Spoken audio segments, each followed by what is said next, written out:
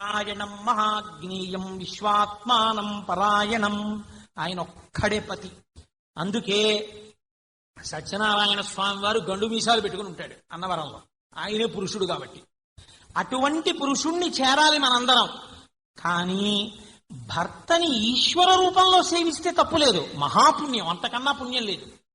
కానీ ఈయనే నాకు రక్షకుడు, ఈయన నా పతి అని అసలు పతిని ఈశ్వర స్వరూపంగా భర్తని చూడ్డం మానేసి భర్త యందు భర్త భావనతో మాత్రమే చెరించినటువంటి వారు అసలు పతిని విడిచిపెట్టి వేరొకరిని పతిగా చెప్పినటువంటి వ్యభిచార దోషం పట్టలేదా? యోమే భక్తాస్మే గురు తం నిత్యం అనురక్తాస్మి యథారూపాం సువర్చల అని సీతమ్మలా అనగలిగితే నువ్వు పతివ్రతవయ్యావు. ఆనాడు నువ్వు ఈశ్వరుణ్ణి చేరుకోగలుగుతున్నావు. మరి మగవాడికి ఎలా వస్తుందండి ఈ దోషం అని మీరు నన్ను అడగచ్చు.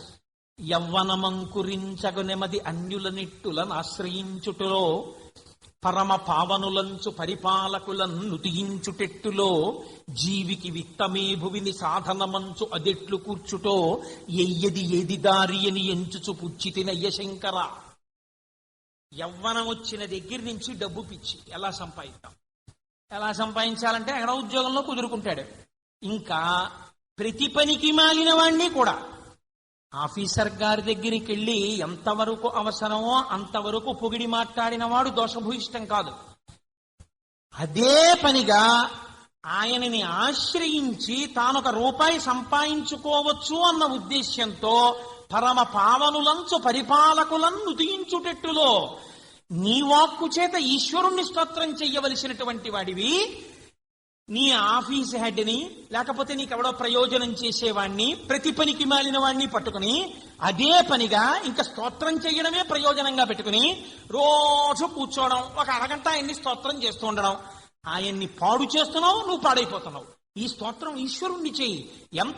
ఎంతవరకు అవసరమో అంతవరకు ఆయన గురించి చెప్పు. అయా మీరు ఉదారులు, నాకు ఫలానాలు ఇవి ఇచ్చారు, చాలా సంతోషం. వెల్, అక్కడి వరకు బాగుంది. ఎందుకు అయినమానికి కాంద్యానికి స్తోత్రాలు ఎందుకు? అంటే నీ స్వార్థము చేత నీ స్తోత్రమంతా ఎవరి వైపుకెళ్ళింది?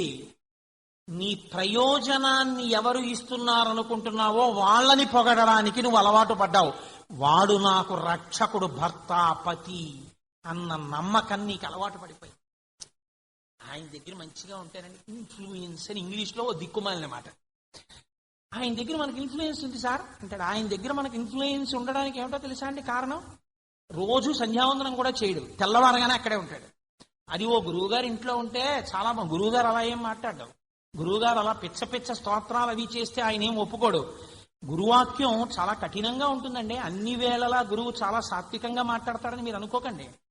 మారీచుడు చెప్పేశాడు రామాయణంలో, సులభా పురుషారాజన్ సతతం ప్రియవాదిన అప్రియస్యతు పథ్యస్య వక్త శ్రోతా చ దుర్లభ. కఠినంగా మాట్లాడేటటువంటి ఉద్ధరించేటటువంటి వక్త, అది విని నన్ను ఉద్ధరించడానికి అలా మాట్లాడని నమ్మగలిగిన శ్రోత లోకంలో ఉండరని చెప్పాడు.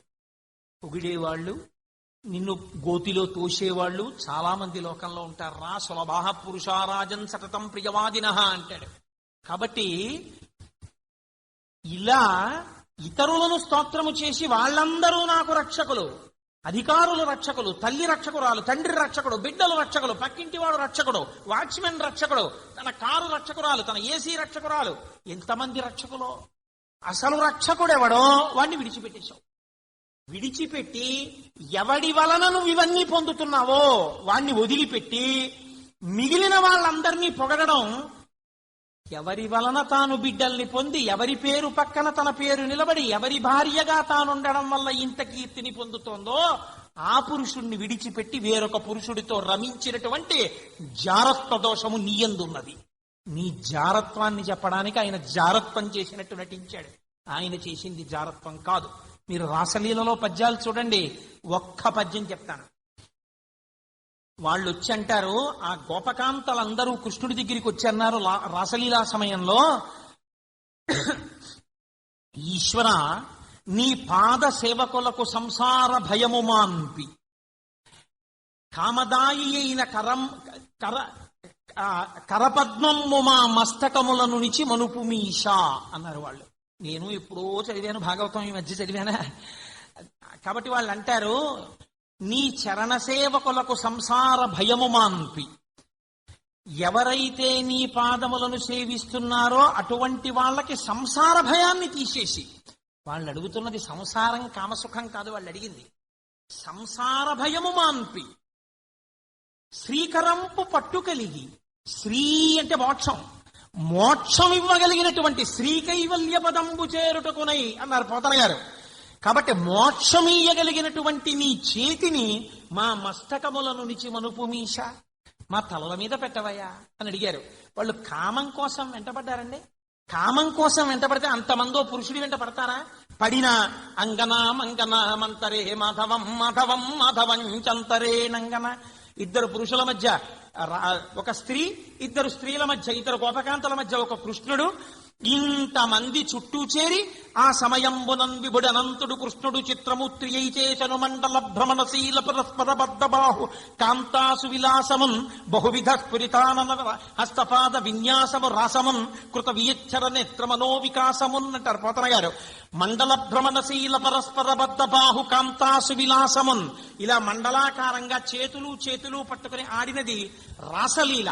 అంటే జీవాత్మ పరమాత్మల యొక్క ఐక్యమై తనలో తాను పొందినటువంటి గొప్ప ఆనందము. అంతర్ముఖ సమారాధ్య బహిర్ముఖ సుదుర్లభ. ఇన్నాళ్లు బయట దొరికింది, ఇప్పుడు వాళ్ళకి ఆంతరమునందు దొరికింది. కృష్ అంటే నిరతిశయ ఆనందము. అటువంటి ఆనందాన్ని వాళ్ళు పొందితే, అటువంటి ఆనందాన్ని ఈశ్వరుడు కటాక్షిస్తే, వాళ్ళకి మోక్షం ఇస్తే, నీకు అర్థం కాదని రాసలీలగా చెప్తే అర్థం చేసుకోవడం చేతకాక కృష్ణుడిని పట్టుకుని జారుడని నువ్వు పిలుస్తావా? నువ్వు పాపం మూట కట్టుకుంటున్నావా? ఈ సనాతన ధర్మమునందు పుట్టి నువ్వు రహస్యాన్ని తెలుసుకుంటున్నావా? ఈశ్వర తాను జారత్వము చేసినది కాకుండా మాట మాట్లాడితే కృష్ణుడి పేరు మీద పెట్టడం, ప్రతి పనికి మాలిన వాడు తప్పు పనులు చేస్తే ఇంట్లో రామయ్య వీధిలో కృష్ణయ్య అంటే పనికి మాలిన వాళ్ళందరికీ ఈ రెండు పేర్లు పెట్టుకుంటూ ఉండడం. ఏమిటి నువ్వు నేర్చుకుంటున్నది? ఏమిటి నువ్వు చేస్తున్నది? ఇది ఎండగట్టాడు లీలాశుకుడు. భవనం భువనం విలాసిని శ్రీ తనయ స్థానరసాసన స్మరశ్చ పరిచార పరంపరా సురేంద్రాస్తదపి తచ్చరితం విభో విచిత్రం. ఎంత ఆశ్చర్యకరమైన చరిత్రయా స్వామి! మమ్మల్ని ఉద్ధరించడానికి మా కోసమని నువ్వు చేశావా ఈ లీలలో? నువ్వు పేరు పడ్డావా? ఎంత గొప్ప బిరుదులు సంపాదించుకున్నాడండి నిజంగా కృష్ణావతారంలో.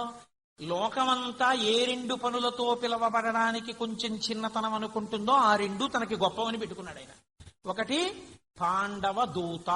దూత అంటే ఇక్కడ తీసుకెళ్లి అక్కడ చెప్తూ ఉండడం, ఆ పని చేయడానికి ఎవరు ఇష్టపడరు కాబట్టి పాండవ దూత. రెండవది పార్థ సారథి, కృష్ణుడికి సారథి, డ్రైవర్. ఈ రెండు పోస్టులు ఆయన చేశాడు.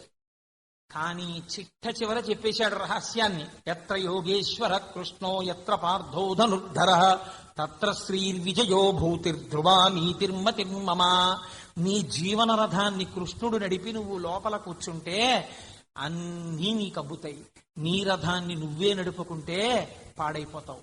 ఇది చెప్పడానికి ఈశ్వరా నువ్వు చేశావు తప్ప ఈ లీలలు నీకెందుకయ్యా, నీకేం లోటు అని ఈశ్వరుడికి ఉన్నవి చెప్పి తాను కఠినంగా మాట్లాడకుండా భాగవతాన్నంతటినీ అర్థం చేసుకుని ఈశ్వరుడి కారుణ్యానికి ముగ్ధుడైపోయి తచ్చరితం విభో విచిత్రం అంటాడు మహానుభావుడు లీలాశుకుడు. రేపటి రోజున మీకు ఒక గొప్ప రహస్యాన్ని చెప్తాను. లీలాశుకుడు చెప్పిన రహస్యం. భాగవతంలో ఈ జారత్వాన్ని చోరత్వాన్ని ఎలా వింటే, ఎలా చదివితే ఎలాంటి పాతకాలు నశించిపోతాయో, ఎందుకు భాగవతం అలా వెళ్ళిందో ఈ రహస్యాన్ని లీలాశుకుడు చెప్పాడు కృష్ణకర్ణామృతంలో. రేపటి రోజున ఆయన అనుగ్రహంతో అది చెప్పే ప్రయత్నం చేస్తాను. మంగళాశాసన పరై మదాచార్య పురోగమై సర్వైశ్చ పూర్వైరాచార్యై సత్కృపాయాస్తు మంగళం. మంగళం కోసలేంద్రాయ మహనీయ గుణాత్మనే చక్రవర్తి తనూజాయ సర్వభౌమాయ మంగళం. ఉమాకాంతాయ కాంతాయ కామితార్థప్రదాయిని శ్రీగిరీశాయ దేవాయ మలినాథాయ మంగళం.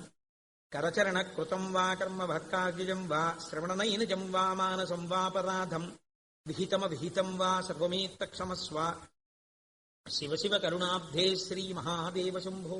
సర్వం శ్రీ ఉమామహేశ్వర పరబ్రహ్మార్పణమస్తు. స్వస్తి.